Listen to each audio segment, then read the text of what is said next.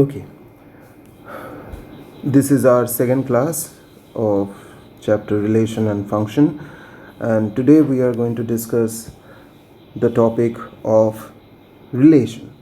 Now, we already have done Cartesian product, we already know what Cartesian product is, so we are going to take it up a notch, and now we are going to discuss the idea of relation. Obviously, this is part of the name of the chapter, so this is one of the main topic.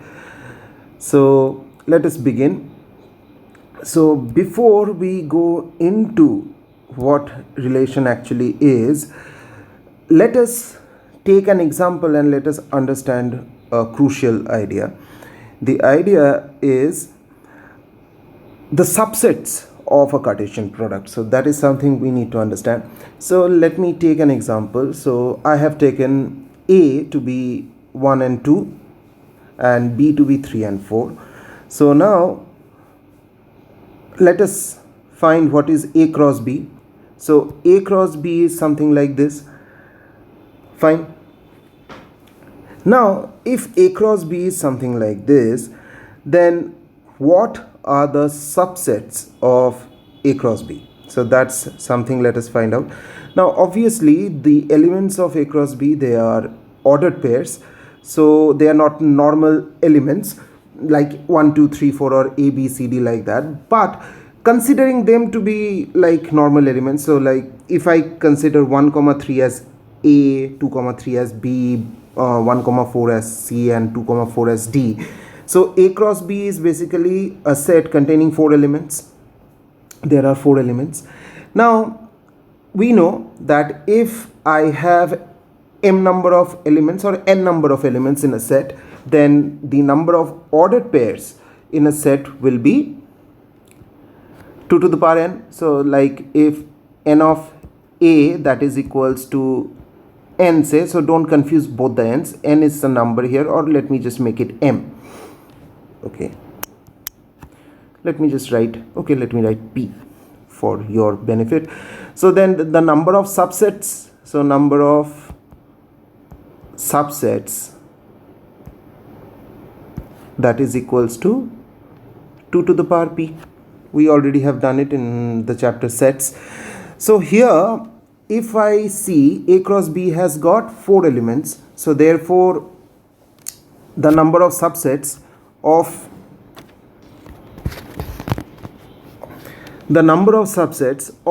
A cross B, that will be 2 to the power 4, that is 16. So first let us write down all those 16 subsets of A cross B. So in the first subset will be obviously the null set, because we know null set is a subset of any set. Next, it is singleton 1 3. So considering 1 3 as the only element, if I make a set, that is one of the subsets. Then obviously if we follow that order, then 2 3 1 4 and 2 4, these are all singleton subsets of the set A cross B. Now let us take 2 at a time. So if I take 2 at a time, I have 1 3 2 3, then 1 3 1 4. So all different combinations that you can take of all these 4 elements. So taking 2 at a time, you will get 6 combinations. We will do this in a chapter anyway. So these are the subsets of A cross B taking 2 elements at a time. And then if I take 3 elements at a time, I have 4 subsets exactly like this. And then now I have already taken all possible combinations already, so the only subset left is the set itself. So the last subset, that is A cross B itself. So if you just take a look, you can see that there are 16 subsets here, and the way I have formed all the subset is exactly following the rule of forming a subset. If I have n number of elements, the way I write the subsets. Now this is going to give us the idea of how to approach relation. This is how we move into the idea of relation. So basically, what is a relation? A relation is nothing but it is a subset of A cross B itself. So if I am trying to define a relation from the set A to B, it is nothing but I am actually talking about a subset of A cross B, right? So we will definitely see it in an example that how it happens, but let us first understand the definition. So here, whenever I am talking about a relation, by relation I mean that it is a subset of a Cartesian product set. Now obviously, from which set to which set, that defines the Cartesian product. So if I say it is a relation from A to B, that means I am talking about a subset of A cross B. If I am talking about relation from B to A, then I am talking about a subset of B cross A. Fine. So now, if I am given two sets A and B, then how many relations that I can form? Then that is basically, I am asking the question that how many subsets of its Cartesian product exist, right? So therefore, we know that if A has got P number of elements, B has got Q number of elements, then A cross B will have PQ number of elements. We did it in the last class, just the previous class. Then obviously, if A cross B has got PQ number of elements, then how many subsets will it have? It will have 2 to the power PQ number of elements. So this is exactly the idea. We have already taken an example and we have seen. So therefore, if I am having P and Q number of elements in the two sets, then there can be 2 to the power PQ number of relations from one set to the other. Fine. So this is basically the idea. So now let us take an example and see how relations work, or what relation is basically. So now let us take a very small example. So let us take two random sets. I have taken completely two random sets. A is 1 2 3 4 5, B is 1 4 7 10 12. There is no why to this question, why I have taken this example. This is just a random example. So now I am defining a relation R on this from set A to B. So remember this, I am defining it from A to B. So therefore I am looking forward for a Cartesian product, a subset of the Cartesian product of A cross B. So what is the relation that I am defining? I am defining this, that R is a relation where the elements X and Y X belongs from A and Y belongs from B, such that X is co-prime to Y. Now what is the meaning of the word co-prime? Co-prime means there are, let me just write it for you. Co-prime means no common factor.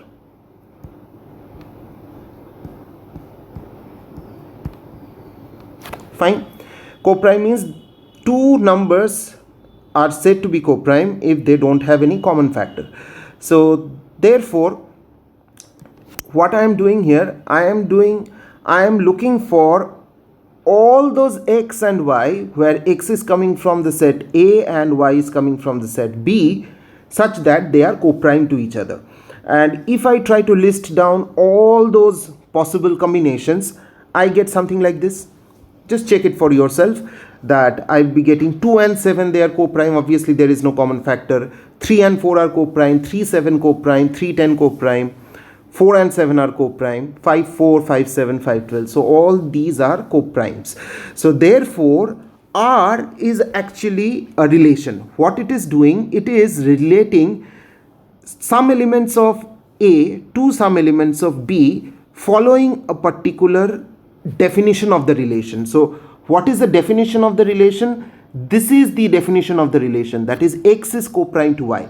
I am fixing the idea that X is co-prime to Y. If I would have fixed some other case, means say I would have given some other correlation, say for example, if I would have said X is a factor of Y, or X and Y are even, so I could have given possibly any correlation. So provided I have given this correlation. So this is the combination I am getting. This is the combination I am getting. So this is called a relation. Now you see, if I look at R is basically a subset of A cross B, if I am not wrong. Why? Because A has got 5 elements, B also has got 5 elements, so A cross B will have 25 elements. So I am taking just some of those elements and forming a set on the basis of what? On the basis of this idea that X is co-prime to Y. So relation is nothing but it is a subset of A cross B, but the subset is formed following some special criteria. Special criteria is exactly that criteria which I have provided, that is X is co-prime to Y. So I hope this idea is clear. So relation means it is a subset of a Cartesian product. How the subset is formed? Obviously, whatever is the correlation given or whatever is the criteria given to form the subset. Fine, right? So this is our like the general idea of what relation is, the basic general idea, you see, because the higher ideas will be there in class 12. So we just need to understand what a relation is for the time being. We don't need to go deep details into it. So now let us define 3 important things once we have understood what relation is.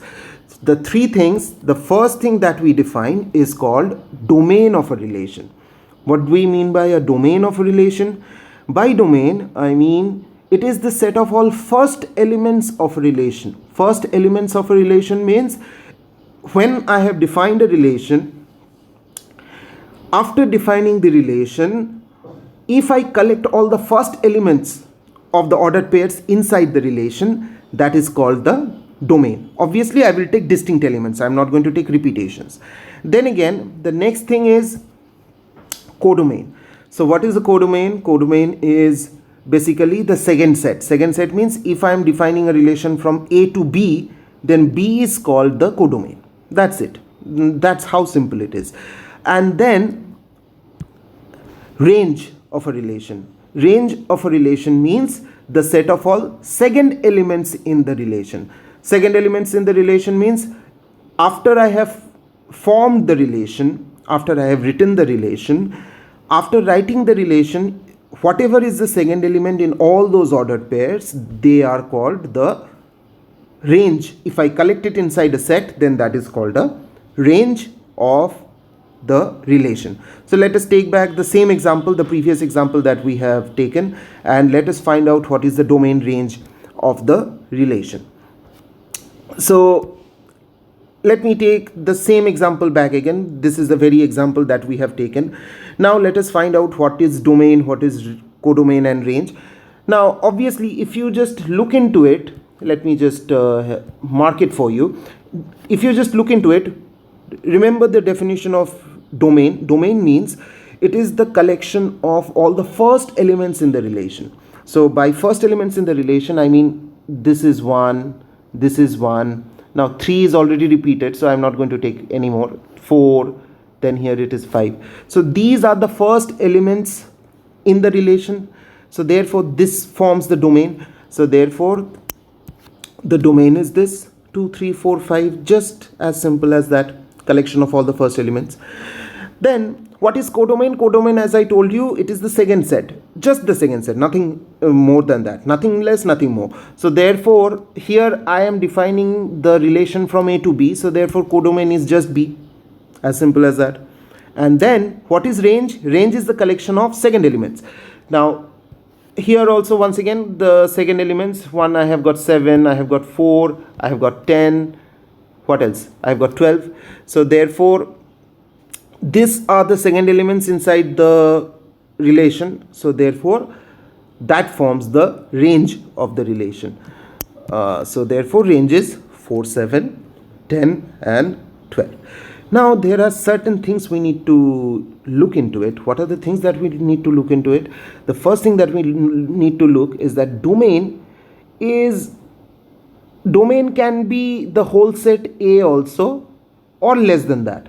So therefore domain is always a subset of A. Subset of A means subset of the first set. Now codomain is B, so nothing to do with that. Now range is, again, it is a subset of the codomain. See, it is subset of B. It can become equal to B given I am defining the relation in such a way that it can take up all the elements of the second set, so it can become equal to B, but definitely never more than B. It can never be more than B. So range is always a subset of the codomain, or range is always subset of the second set, and domain is always subset of the first set, right? Now also to see here, this is the set builder form of the relation. This is how we write the relation in set builder form. So this is called the set builder form. We already know what set builder is. Oh boy.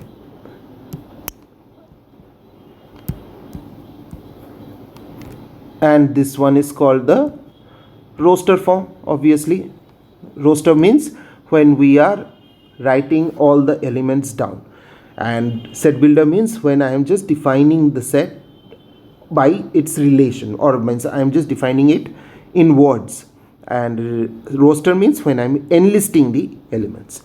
Fine. So that's it. That is basically the idea of relation. Now let us take examples and let us understand it a little bit better. So let me take the first example and let me just make you understand how it works. So let us take a very simple example.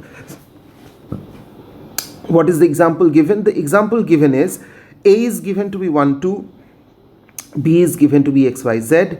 Find the number of relation from A to A to B, B to A, B to B. A to A. Now understand this once again. When I am trying to define a relation from A to A, that means I am talking about subsets of A cross A, right? I am talking about subsets of A cross A. Now first I need to understand how many elements are there in A cross A. So A has got 2 elements, so A cross A will have 4 elements. So therefore the number of subsets of A cross A will be 2 to the power 4, that is 16, right? So therefore the number of relations from A to A will be 16. Clear? Same. Now once you have understood the idea, A to B, A has got 2, B has got 3, so there will be A has got 2, B has got 3, so there will be 6 elements. So A to B, there will be 2 to the power 6, that is 64 elements. Same for B to A, there also will be 64 elements. Now B to B, B has got 3, and 3 into 3 is 9, so 2 to the power 9, that is 512 elements. Clear? That is how it is. Simple. Let us move to number 2.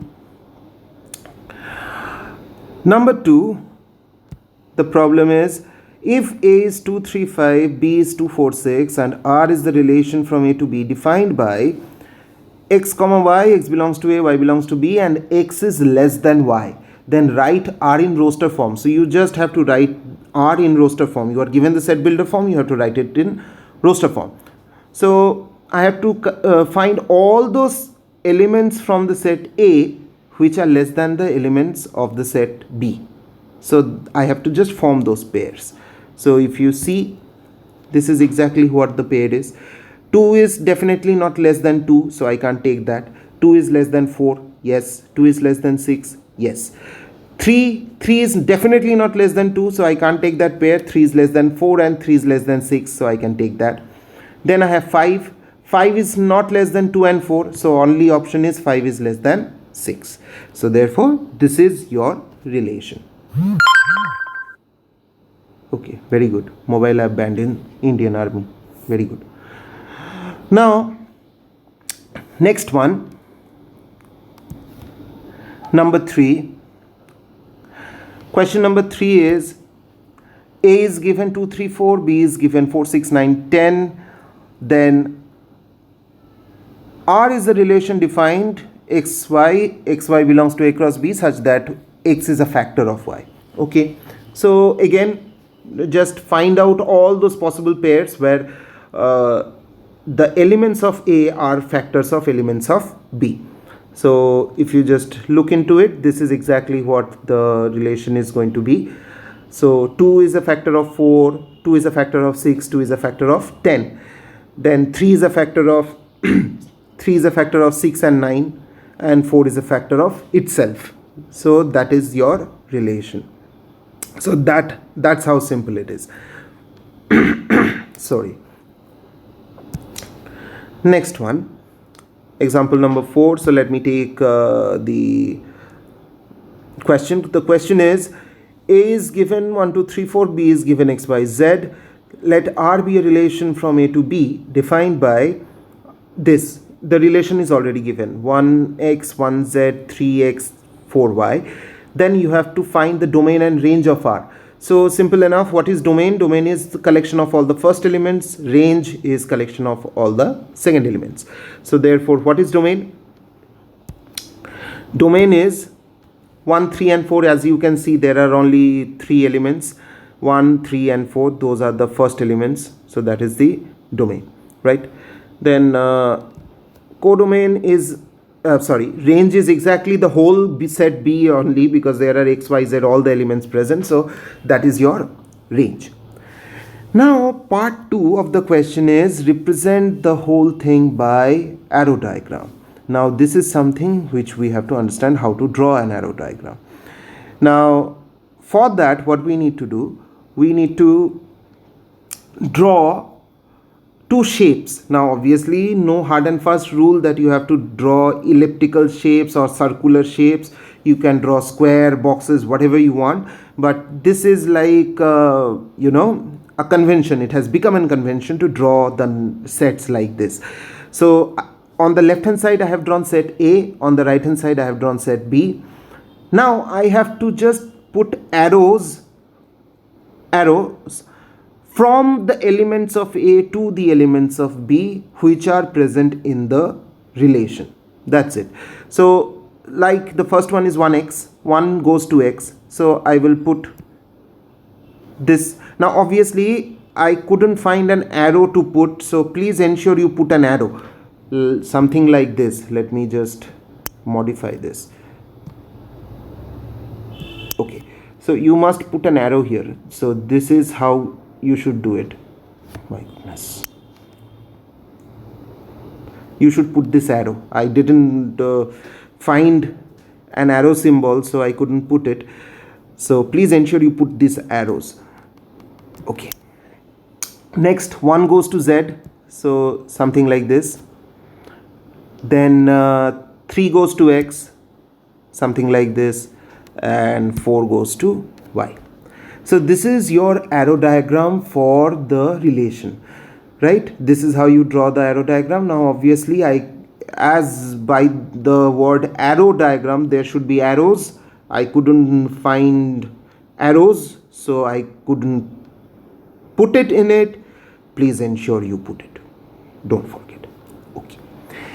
Next, number 5. Question number 5 is, determine the domain and range of the following relation. Now you are just given the relation. You are not told which set it is. Oh yes, you are told it is natural number, the set of natural numbers. So given on basis of that, I have to first write this whole relation in roster form. First, if you don't write it in roster form, you won't be able to write the domain and range. Obviously, if you are good enough, you can understand it directly. You can write it from the set builder form itself, what is the domain and what is the range. But I always prefer that you first write it in roster form, because that helps you to identify all the elements, so you won't be making any mistake. So therefore let me first write the relation in roster form. Now what is the relation given? You are given that x and y are natural numbers and x plus y is 10. So x, if you take x as 1, y will be 9. If you x as 2, y will be 8, and so on. You go on. So you will get this many possibilities. So starting from 1, 9, 2, 8, 3, 7 and so on till 9, 1, right? So this is your relation basically. If you add both the numbers, you see that you always get 10. So therefore domain will be obviously from 1 to 9 and range is also going to be from 1 to 9. So therefore domain is 1 to 9 and range is also 1 to 9, right? So that's it basically. Next, last problem, I guess, number 6. So problem number 6, find the linear relation between the components of the ordered pair of the relation R, where R is given -1, -1, 0, 2, 1, 5 and so on. Now, what do you mean by linear relation? Linear relation is something like this. Linear relation is something like this. So if I am saying X is, if I say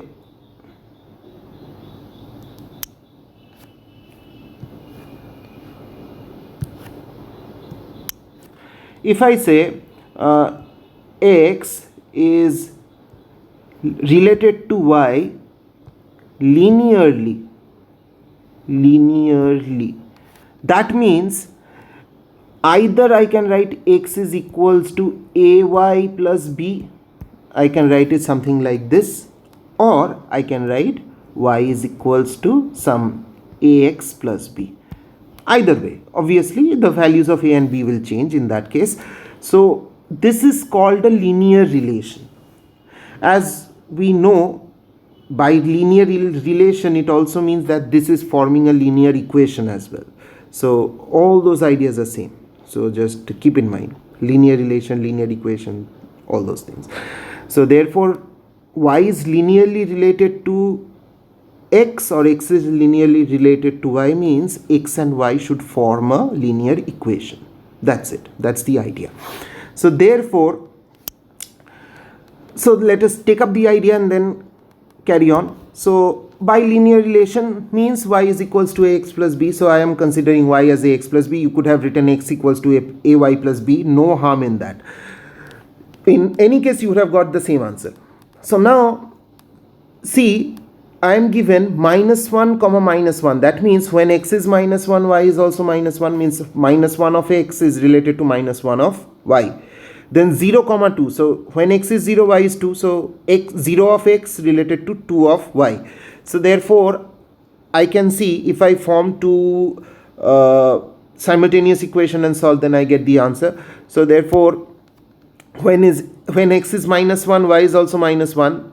So from there, if I put it in this, so I get this. See, -1 is equals to -A plus B, that is equals to A minus B equals to 1. Keep that aside, name it as number 1. Then when X is 0, Y is 2. So if I put from here, I can directly see that I am getting the value of B as 2. So if I get value of B as 2, put it back in the number 1 equation, solve it, and then you get A is equals to 3 and B is equals to 2. Now, how to understand if you have got the correct answer or not? See to this. So therefore, after I have found A as 3, B as 2, so that means what? I can write Y is equals to 3X plus 2. Okay. So, where I was? Yeah.